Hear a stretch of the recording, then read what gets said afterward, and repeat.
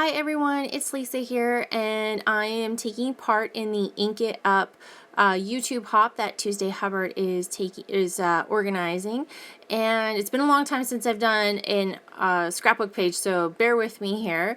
You can see I'm showing you some of these nuance powders that I'm going to be using on this particular scrapbook page.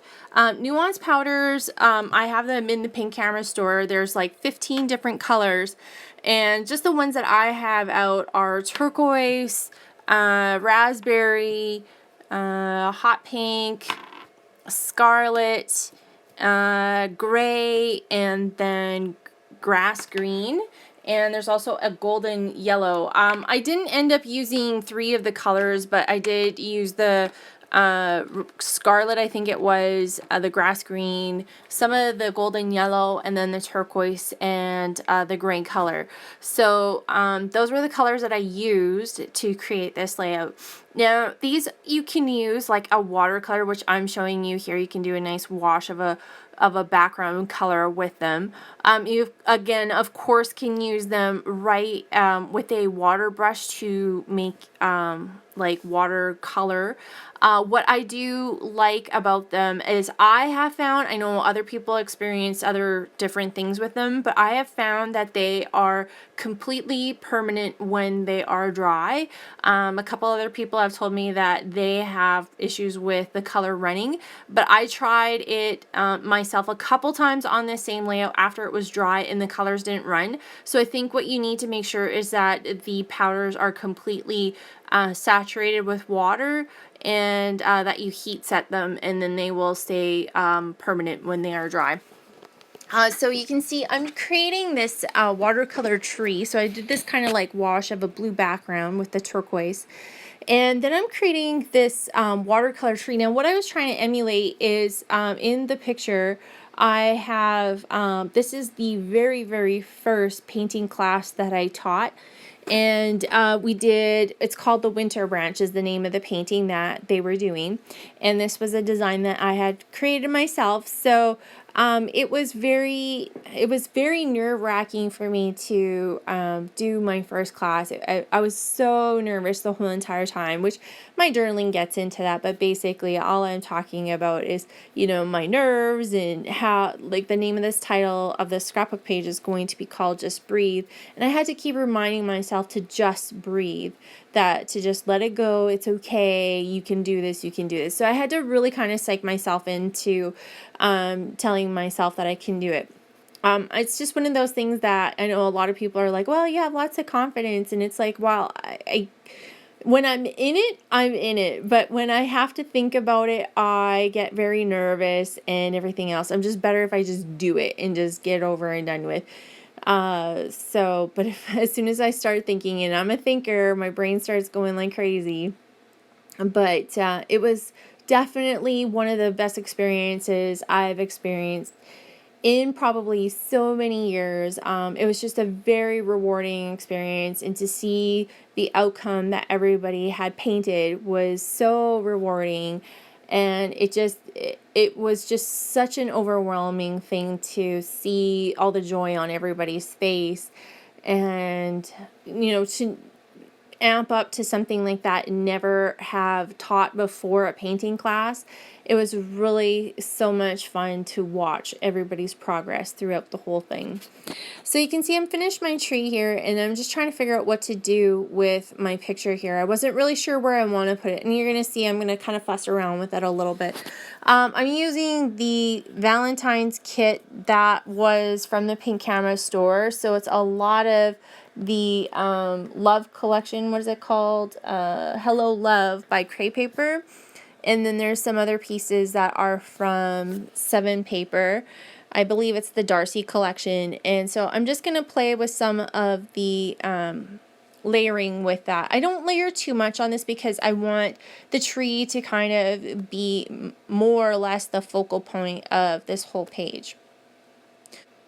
So what I'm doing now is I'm showing you there's some other things that you can do with this mist as well. I'm creating, or this mist, this nuanced powders, I'm creating my own mist. So I have these little pump spray bottles in the shop, and they are just really inexpensive little spray bottles. I don't even know how much they are because I can't remember right now, but they're very inexpensive. And all I did is I put about 3 or 4 scoops of the powder into the bottle, and I filled it up about a third of the way with water, and I just did a test spray to see how well it worked, and it works fabulous. And so you can see it gets really quite bright and vibrant colors. I would say it's pretty close to the intensity that the dilution sprays are, but not quite as intense. And then I just sprayed onto some packaging and then just kind of did the packaging technique, and I'm doing that for my leaves. And I was just going to leave it for the green, but I felt like it needed a little pop of something. So I was just going to show you, even if you don't have any spray bottles, you can just tap it onto the packaging, spray a little bit of water, and then you can just do that same packaging technique. And then that pop of that yellow just makes everything kind of like go, yep, there it is. There's the tree. So now you're gonna see me fuss with some layering, so I'm just gonna come back after I fuss with all the layering here.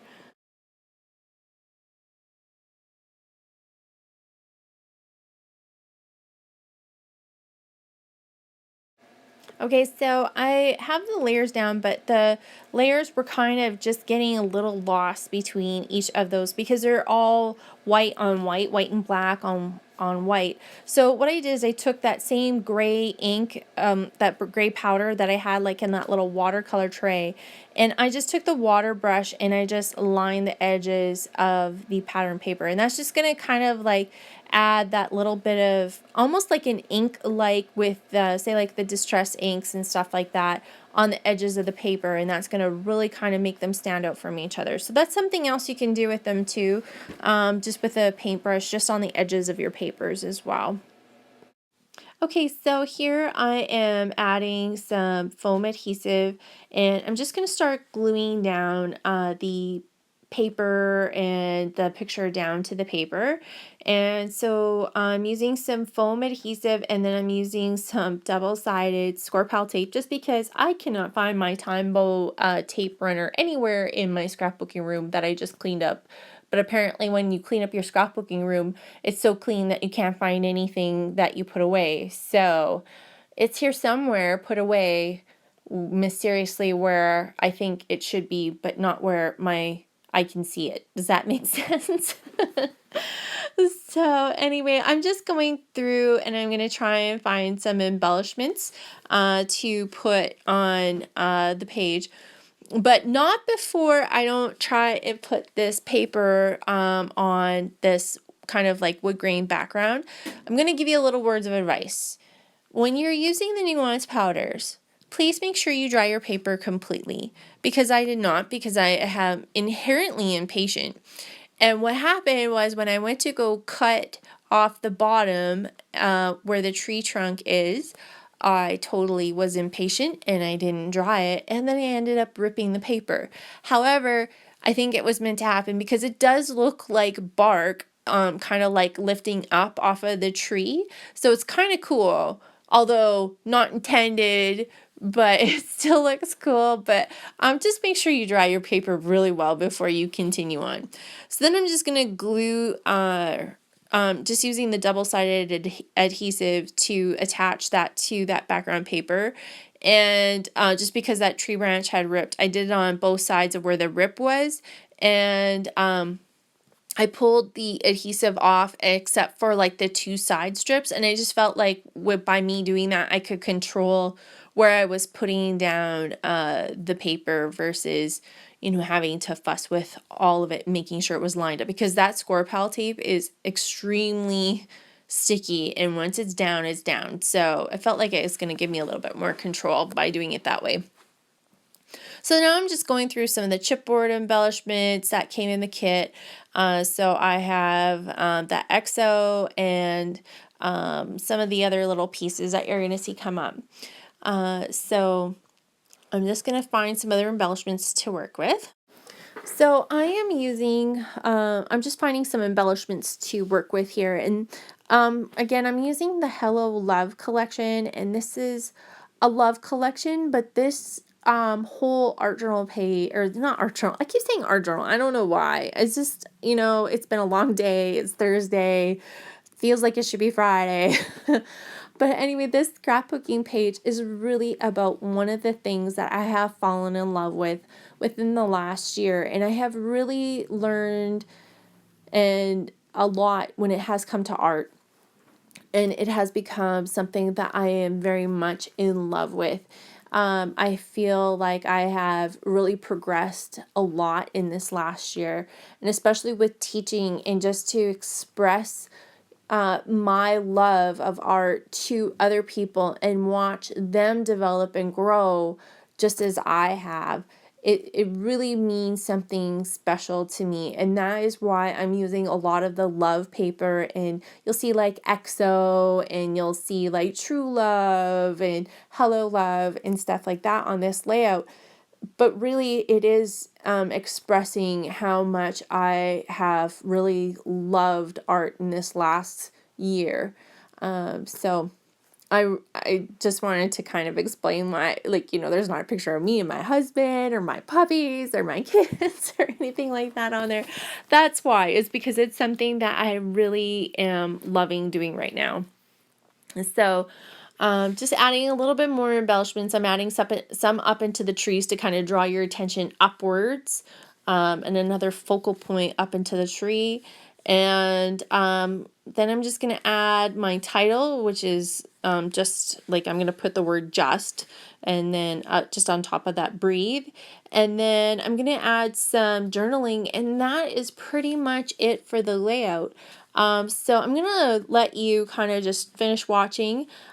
Don't forget, there's also, check out the description box below. If you just came here, make sure you check out everybody else on the hop as well. There's a lot of fabulous ladies that are joining in this hop. So I hope you make sure you check out everybody else. I believe the next one on the list is Gina Beth, I do believe it is. So I hope you check her out. And stay tuned for the close-ups. And thank you, Tuesdae, for inviting me along on this hop. I really appreciate it. It's getting me back into the mojo of scrapbooking, so I appreciate it. Thank you, everybody, for watching, and I will see you next time. Bye.